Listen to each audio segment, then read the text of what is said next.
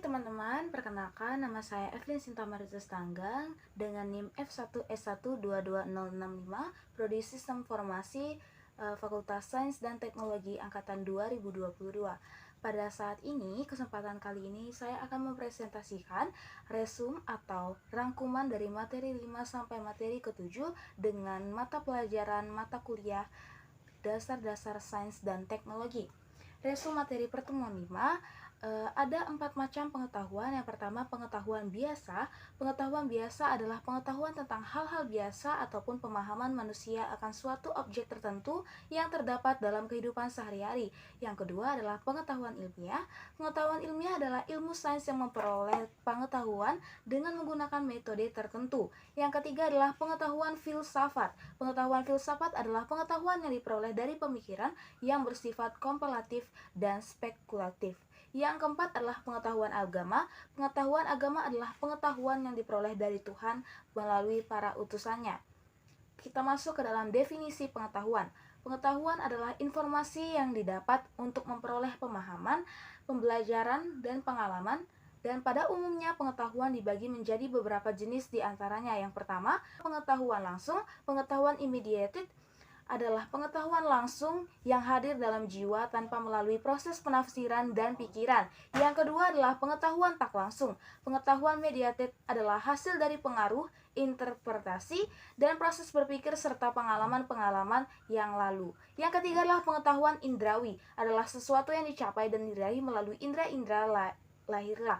Sebagai contoh, kita menyaksikan suatu pohon, batu, atau kursi, dan objek-objek inilah yang masuk ke dalam pikiran melalui indera penglihatan dan membentuk suatu pengetahuan untuk kita. Yang keempat adalah pengetahuan konseptual. Pengetahuan konseptual juga tidak terpisah dari pengetahuan indrawi. Pikiran manusia secara langsung tidak dapat membentuk suatu konsepsi-konsepsi tentang objek-objek dan perkara-perkara eksternal tanpa berhubungan dengan alam eksternal.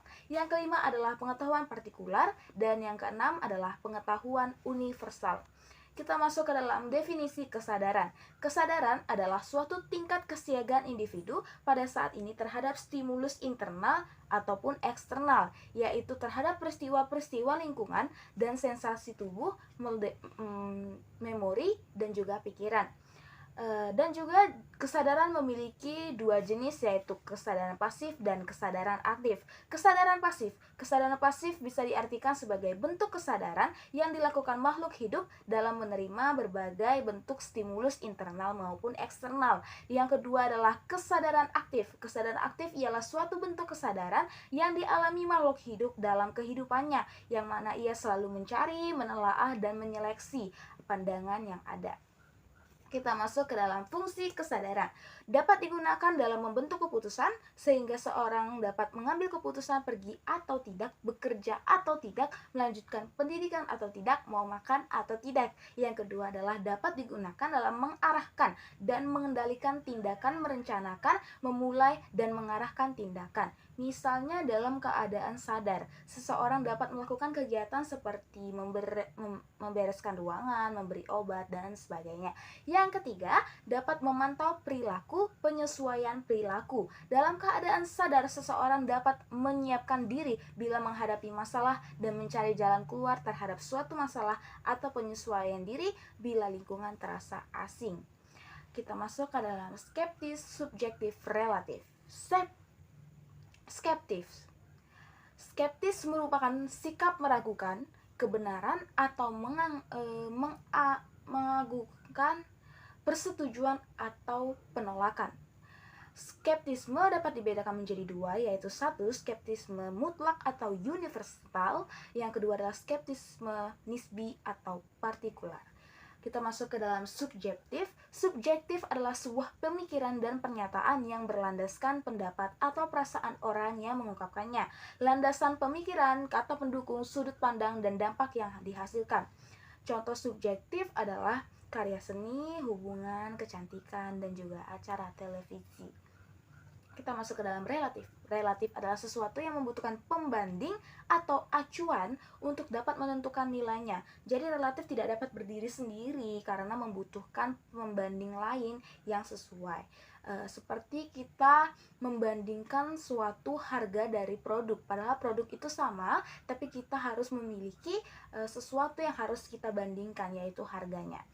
Kesimpulannya adalah pengetahuan berperan penting dalam kehidupan manusia dalam berbagai bidang. Pengetahuan itu selalu menuntut adanya subjek yang mempunyai kesadaran untuk mengetahui tentang sesuatu dan objek sebagai hal yang ingin diketahuinya. Pengetahuan sendiri terbagi menjadi 4 macam, yaitu pengetahuan biasa, pengetahuan ilmiah, pengetahuan filsafat, dan pengetahuan agama. Dalam mencari pengetahuan atau meneliti sesuatu, ada beberapa sifat pemikiran yang diperlukan, yaitu skeptis, subjektif, dan relatif. Baik teman-teman, kita masuk ke dalam resum materi pertemuan ke-6, yaitu sifat kebenaran ilmiah dan presisi. Apa itu kebenaran ilmiah? Kebenaran ilmiah sendiri dari 2 kata, yang pertama adalah kebenaran dan yang kedua adalah ilmiah.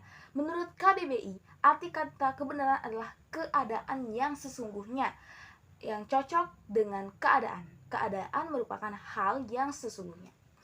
Apakah kebenaran ilmiah dapat dijadikan ilmu? Ya, kebenaran ilmiah dapat dijadikan ilmu jika memenuhi 4 syarat yang terdiri dari objektif, metodologis, universal, dan sistematis. Dan pengetahuan yang memiliki dasar pembenaran bersifat sistematis dan bersifat intersubjektif agar kebenaran ilmiah tidak dapat dipisahkan dari ilmu atau pengetahuan ilmiah atau sains sebagai level tertinggi pengetahuan, melainkan karena ilmu atau pengetahuan ilmiah merupakan aktualisasi dari kebenaran ilmiah.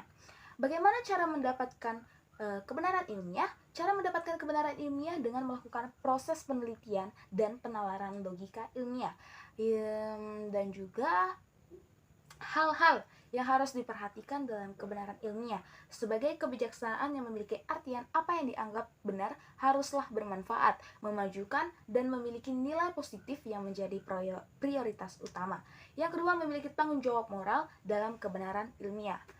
Kita masuk ke dalam pengertian dan teori-teori kebenaran. Teori adalah bagian yang saling berhubungan yang menghadirkan sebuah pandang sistematis mengenai fenomena dengan menghubungkan antar variabel dengan maksud menjelaskan fenomena alamiah. Kebenaran adalah suatu pendapat atau perbuatan seseorang yang sesuai dengan orang lain dan tidak merugikan diri sendiri. Adapun teori-teori kebenaran sebagai berikut. Yang pertama, teori koherensi atau konsistensi. Yang kedua, teori korespondensi. Yang ketiga, teori pragmatis. Yang keempat, teori performatif.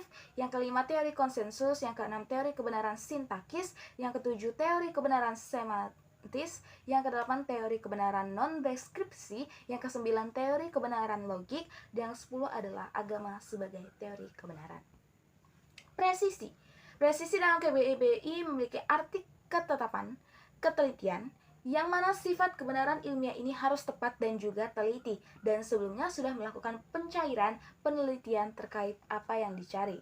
Kesimpulan dari materi ke-6 ini adalah ilmu pengetahuan ilmiah berbeda dengan pengetahuan biasa, karena ilmu pengetahuan ilmiah merupakan hasil rangkaian kegiatan yang memang berkualitas ilmiah, berkualifikasi ilmiah, menyangkut keharusan adanya metode ilmiah, objektif, dan harus berguna atau dapat dimanfaatkan. Baiklah teman-teman, kita masuk ke dalam resum materi ke-7, yaitu hukum dan teori ilmiah. Apa itu hukum ilmiah? Adalah perkembangan lebih lanjut dari hipotesis yang mengungkapkan hubungan sebab akibat antara peristiwa yang satu dengan peristiwa lainnya. Dan apa itu teori ilmiah? Merupakan sebuah kumpulan pernyataan yang saling berhubungan dan didukung dengan baik, yang menjelaskan sebagai pengamatan dan dapat digunakan untuk membuat prediksi yang dapat diuji. Ciri-ciri teori ilmiah adalah observational nesting, fertility, track record, internal consistency, dan simplicity. Proses terbentuknya hukum ilmiah. Sifat hukum ilmiah bersifat netral, bersifat universal, sifatnya lebih pasti.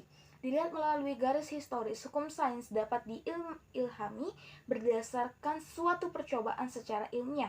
Ada juga yang berpendapat bahwa hukum tersebut dibuat atas pemikiran yang kritis, atau bisa juga dengan sesuatu keadaan yang sekedar tidak disengaja. Teori dan hukum ilmiah. Hukum sains merupakan suatu pernyataan dalam dunia ilmu yang bermula dari suatu hipotesis dan dibuktikan dengan percobaan-percobaan yang menyangkut teori hipotesis. Teori hukum, teori merupakan hasil pemikiran yang tidak akan musnah dan hilang begitu saja. Pada dasarnya merupakan keanekaragaman dan sebuah penelitian. Teori di sini berisi: satu, memahkotai sistem; yang kedua, terdiri atas hukum-hukum ilmiah; yang ketiga, berfungsi untuk memberi eksplanasi, prediksi, dan pemahaman terhadap sebagai fakta atau gejala. Sekianlah presentasi dari saya. Lebih dan kurangnya saya mohon maaf bila ada kesalahan kata dan juga tingkah laku dalam presentasi tersebut. Saya akhiri, terima kasih. Wassalamualaikum warahmatullahi wabarakatuh.